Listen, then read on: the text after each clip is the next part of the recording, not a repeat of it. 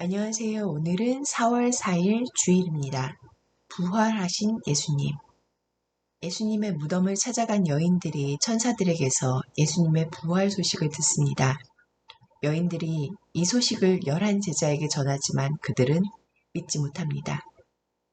누가복음 24장 1절부터 12절 사이의 말씀이고요. 찬송가 160장 무덤에 머물러 찬양 함께 부르실게요.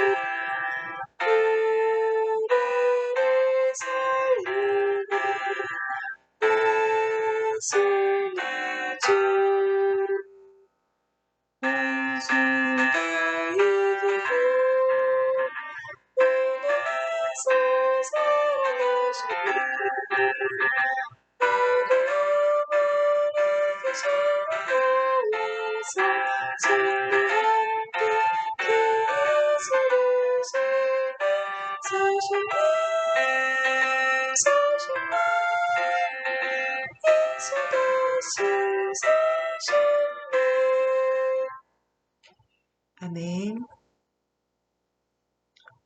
누가복음 24장 1절부터 12절 사이의 말씀 드라마 바이블 어플 통해서 함께 들어보시겠습니다.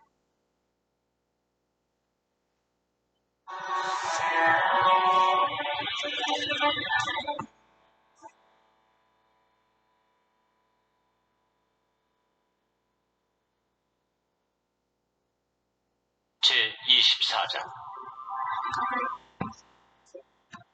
안식 후 첫날 새벽에 이 여자들이 그 준비한 향품을 가지고 무덤에 가서 돌이 무덤에서 굴려 옮겨진 것을 보고 들어가니 주 예수의 시체가 보이지 아니하더라.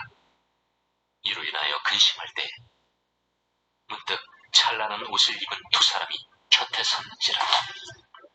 여자들이 두려워 얼굴을 땅에 대니 두 사람이 이르되 어찌하여 살아있는 자를 죽은 자 가운데서 찾느냐? 여기 계시지 않고 살아나셨느니라. 갈릴리에 계실 때에 너희에게 어떻게 말씀하셨는지를 기억하라.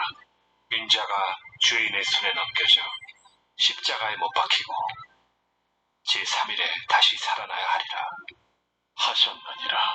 한때 그들이 예수의 말씀을 기억하고 무덤에서 돌아가 이 모든 것을 11사도와 다른 모든 이에게 알리니 이 여자들은 막달라 마리아와 요한나와 야고보의 모친 마리아라. 또 그들과 함께한 다른 여자들도 이것을 사도들에게 알리니라. 사도들은 그들의 말이 허탄한 듯이 들려 믿지 아니하나 베드로는 일어나 무덤에 달려가서 구부려 들여다보니 세마포만 보이는지라. 그 된 일을 놀랍게 여기며 집으로 돌아가니라. 아멘. 부활하신 예수님에 대해서 큐티를 나눌 건데요. 나누기 전에 기도 함께 하시겠습니다. 사랑이 많으신 주님 감사합니다. 다시 부활하여 주셔서 우리를 위해 다시 하늘에 올라가신 주님 감사합니다. 주님, 이 모든 것들이 주님의 계획 속에서 시행된 일임을 믿습니다. 주님, 모든 것들을 주님께서 다시 살려내실 줄도 믿습니다. 주님 함께하여 주세요. 예수님 이름으로 기도드립니다. 아멘. 106페이지입니다. 부활하신 예수님. 예수님의 무덤을 찾아간 여인들이 천사들에게서 예수님의 부활 소식을 듣습니다. 여인들이 이 소식을 11 제자에게 전하지만 그들은 믿지 못합니다. 1절에서 3절입니다.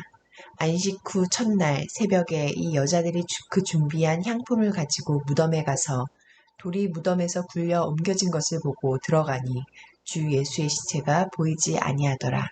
예수님은 어떤 분입니까? 죽음에 머물러 계시지 않고 부활하셨습니다.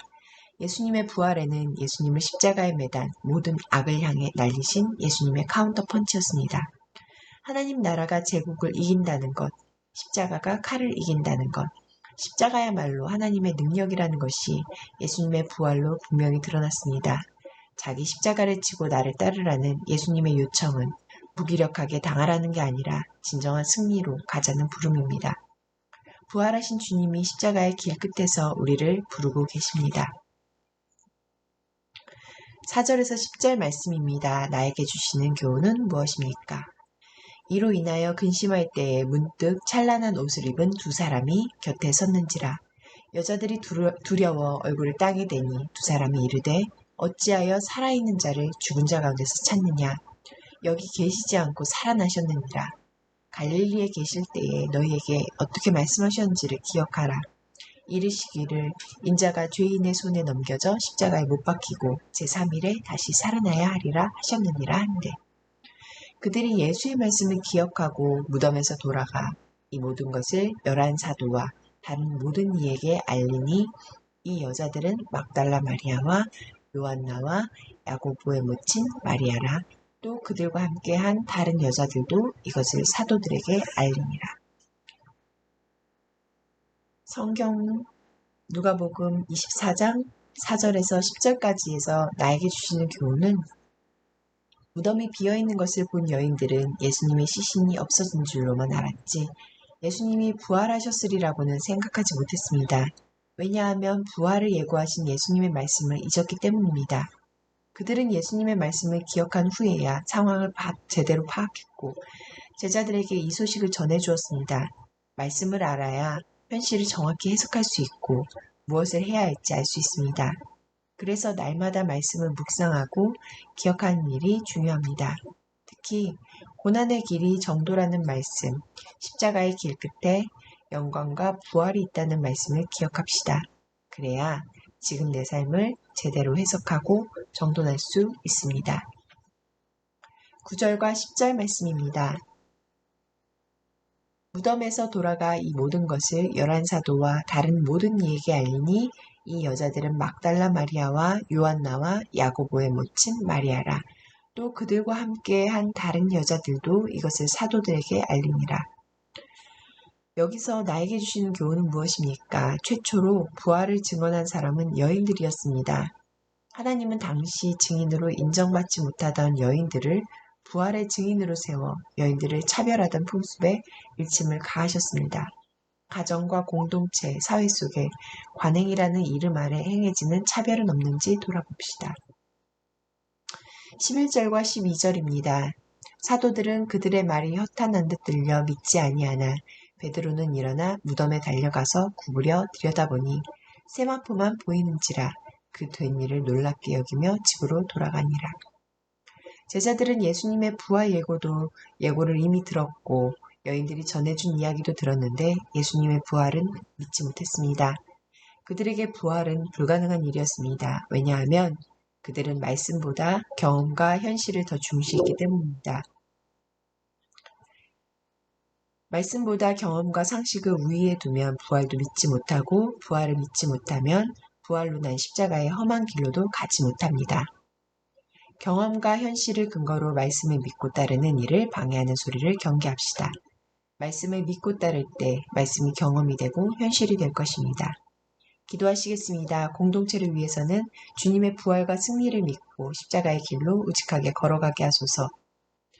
열방을 위해서는 유니세프에 의하면 라틴 아메리카와 카리브해 지역의 아동 97%가 여전히 대면 수업을 받지 못하고 있다. 이 지역에 코로나19로 인한 교육 격차가 속히 해소될 수 있도록 기도하시겠습니다.